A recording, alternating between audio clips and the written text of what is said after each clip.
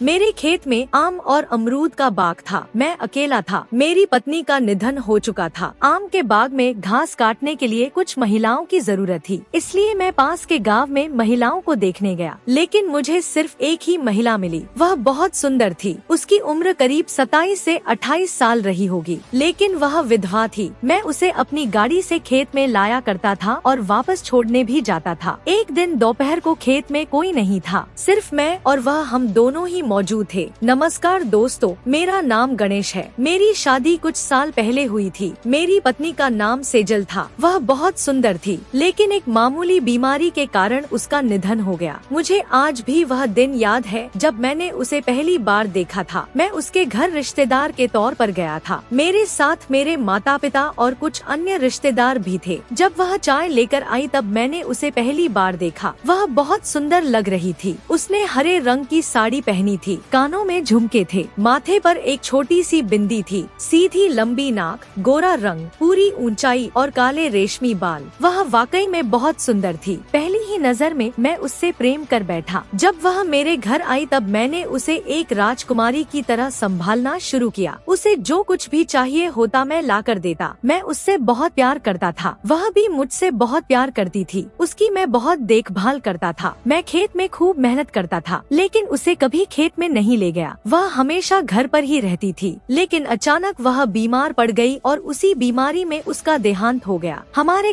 कोई संतान नहीं थी। मैं पूरी तरह अकेला हो गया था। 1-2 साल इसी तरह अकेलेपन में गुजर गए। खाना पीना, दिनचर्या सब अस्त व्यस्त हो गया था। मैंने कई लड़कियां देखी, लेकिन दूसरी शादी हो नहीं पाई क्योंकि मेरी खेती थी। लोगों को लगता था कि इसकी खेती कौन करेगा, यह या इसकी उम्र ज्यादा हो गई है। उन्हें लगता था कि हमारी बेटी को तकलीफ होगी। अब मेरी उम्र 34 साल है और मैं आज भी अकेला हूँ। मैं खेती करता हूँ। मैंने आम का बाग लगाया और अमरूद का बाग भी लगाया है। खेती मैं बहुत अच्छे से करता हूँ, लेकिन अकेले मुझसे सब नहीं होता, इसलिए मुझे कुछ मजदूर रखने पड़ते हैं। हमारे पास ही एक गांव है, वहीं से काम के लिए महिलाएं बुलानी पड़ती है। ऐसे ही एक बार मैं उस गांव गया। मेरे पास 2 व्हीलर है। मैंने वहाँ जाकर पूछा कि क्या कोई महिला खेत में काम करने के लिए मिलेगी। तब एक व्यक्ति ने कहा, आगे जाकर एक झोपड़ी है, वहाँ एक विधवा महिला रहती है, उससे पूछो, शायद वह काम के लिए तैयार हो जाए। मैं उस झोपड़ी के सामने गया। दरवाजा खटखटाया। तब वहाँ से एक सुंदर लगभग 28-29 साल की युवती बाहर आई।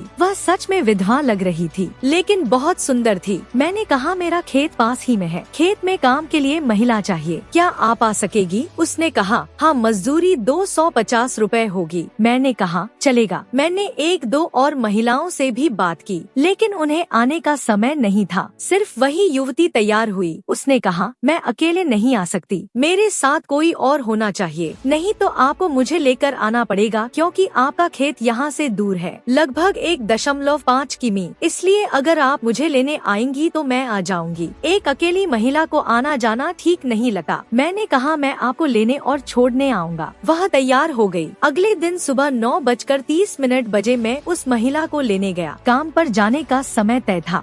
मैं थोड़ा जल्दी ही पहुंच गया था। उन्होंने मुझे अंदर बुलाया। मैंने बैठने को कहा, मेरे लिए चाय बनाई। तब मैंने उससे पूछा, आपका नाम क्या है? तब उसने कहा, मेरा नाम रोहिणी है। थोड़ी देर में चाय वगैरह हो गई। फिर उसने खाना डिब्बे में भर लिया और हम दोनों बाहर आ गए। मैंने गाड़ी चालू की। वह गाड़ी पर बैठ गई, लेकिन मुझसे थोड़ा फासला रखते हुए बैठी थी। मैं गाड़ी चला रहा था और चोरी चोरी उसकी तरफ देख रहा था। उसका सुंदर चेहरा गाड़ी के शीशे में बेहद खूबसूरत दिख रहा था। मैं उसे गाड़ी पर लेकर खेत में गया। मैंने उसे अपनी खेती दिखाई। आम के बाग में बहुत घास उग गई थी, वही घास काटनी थी। मैंने उसे मेरी पूरी खेती दिखाई। उसे मेरी खेती बहुत पसंद आई। फिर उसने आम काम करना शुरू किया। अब मेरे लिए घर जाना भी संभव नहीं था क्योंकि उस समय उस महिला को अकेली खेत में छोड़ना उचित नहीं था। मैंने भी एक दराती और खुरपी ली और उस महिला के साथ ही खेत में काम करने लगा। उसका स्वभाव बहुत बातूनी था। वह बहुत बातें करती थी। उससे बात करना बहुत अच्छा लगता था। वह काम में भी बहुत तेज थी। वह मुझसे काफी आगे तक घास काटती जाती थी। मुझे आदत नहीं थी, फिर भी मैं उसके साथ काम करने लगा। दोपहर हो गई। मैंने हम दोनों के लिए पीने का पानी हमारी कुएं से उतर कर निकाला। फिर हम दोनों खाने के लिए बैठ गए। मैं खाना लाना भूल गया था। तब उसने कहा, आइए हम दोनों थोड़ा थोड़ा खा लेंगे। उसने मुझे एक थाली में एक रोटी, हरी मिर्च की चटनी और थोड़ी सब्जी दी। उसने बहुत अच्छा खाना बनाया था।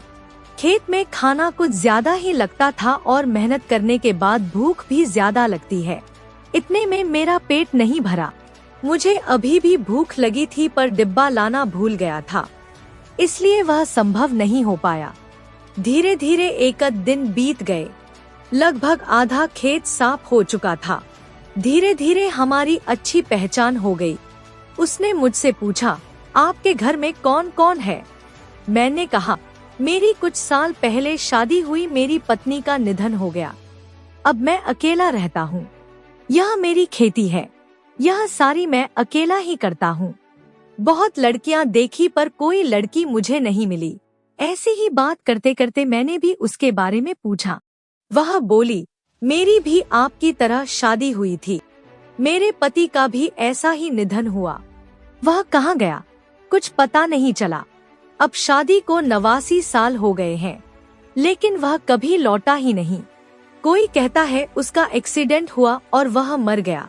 फिर किसी तरह हमारी अच्छी पहचान बन गई। हम दोस्त की तरह बातें करते थे। अब हमारे बीच आकर्षण पैदा होने लगा था। रोहिणी देखने में बहुत सुंदर थी। मैं रोज उसे अपनी गाड़ी से लाता और छोड़ता। शुरू में जब वह गाड़ी पर बैठती थी तो मुझसे थोड़ी दूरी बनाकर बैठती थी। अब वह मुझसे सटक कर बैठने लगी थी क्योंकि उसे मेरा स्वभाव पसंद आया था। मैंने कभी भी उससे गलत नजरों से नहीं देखा था। मैं उसे सिर्फ प्यार की नजर से देखता था। वह मुझसे हंस कर बातें कर लगती थी। एक बारिश का मौसम बन गया। आम के पेड़ अब काफी बड़े हो चुके थे। दोपहर हो रही थी। बारिश तेजी से होने लगी। हम दोनों ने बारिश से बचने के लिए कुछ भी साथ में नहीं लाया था। खेत में एक कागज का कंबल था। मेरा ध्यान अचानक उस पर गया। मैं दौड़कर उसे ले आया और हम एक आम के पेड़ के नीचे बैठ गए। वह कागज हमने सिर पर लिया हुआ था। हम दोनों बहुत पास पास आ गए थे। हमारे चेहरे के बीच बहुत ही कम फासला था।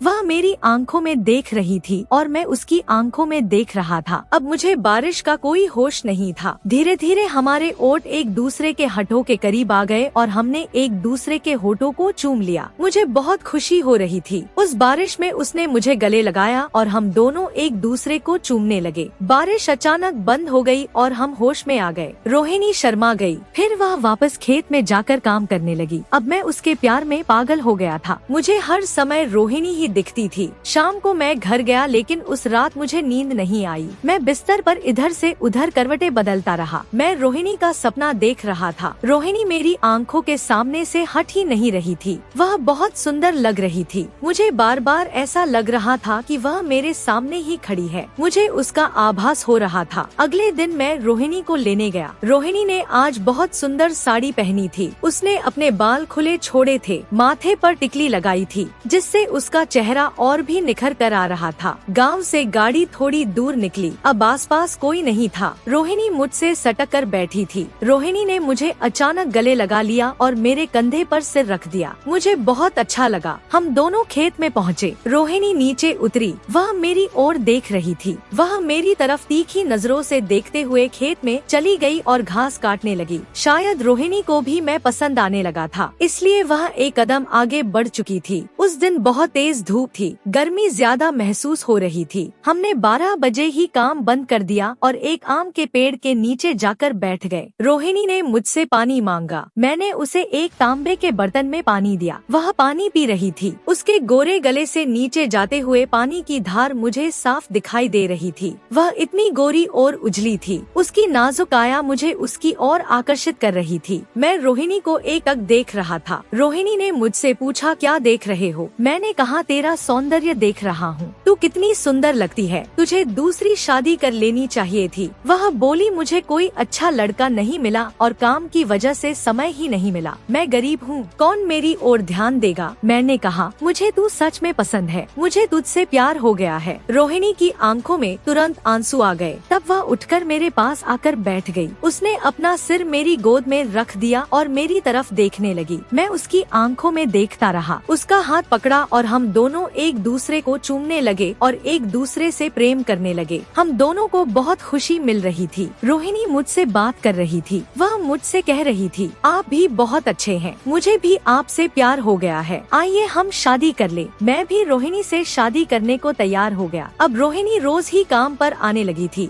हम दोनों एक दूसरे से मिलते थे और भरपूर प्रेम करते थे। अब हमारे दोनों के दिल मिल चुके थे। कुछ ही दिनों में गांव के मंदिर में जाकर शादी कर ली। अब रोहिणी और मैं हम साथ रहते हैं। हम दोनों बहुत खुश हैं। समाज ने हमें बदनाम कर दिया, लेकिन हमने उनकी बातों की परवाह नहीं की। अब रोहिणी गर्भवती हो चुकी है। रोहिणी गर्भवती होने के कारण वह माँ बनने के सपने देख रही है। मैं भी बाप बनने का सपना देख रहा हूँ। बहुत दिनों का अधूरा प्यार अब मुझे मिलने लगा है। हम दोनों बहुत खुश है। रोहिणी घर का सारा काम करती है, मैं खेत के सारे काम करता हूँ। हम दोनों बहुत खुश हैं। मित्रों और बहनों, मैंने रोहिणी से शादी की। इसके बारे में आपको क्या लगता है? क्या मैंने सही किया या गलत? कृपया कमेंट में जरूर बताइए। कभी कभी जिंदगी हमसे सब कुछ छीन लेती है, लेकिन किस्मत के मोड़ पर कोई ऐसा इंसान मिल जाता है जो फिर से जीने की उम्मीद देता है। मेरी जिंदगी से मेरी पत्नी सेजल चली गई, लेकिन मुझे रोहिणी मिल गई। दुख से उबरना आसान नहीं होता, लेकिन जब दो टूटे हुए दिल एक साथ आते हैं तो वहीं से सच्चा प्रेम का अर्थ जन्म लेता है। हम दोनों की कहानी यही है कि जिंदगी दूसरी बार मौका देती है, उस पल का इंतजार करना पड़ता है। हमारे दोनों की जीवन कहानी आपको कैसी लगी? अगर पसंद आई है तो वीडियो को लाइक करें और चैनल को सब्सक्राइब करना ना भूलें।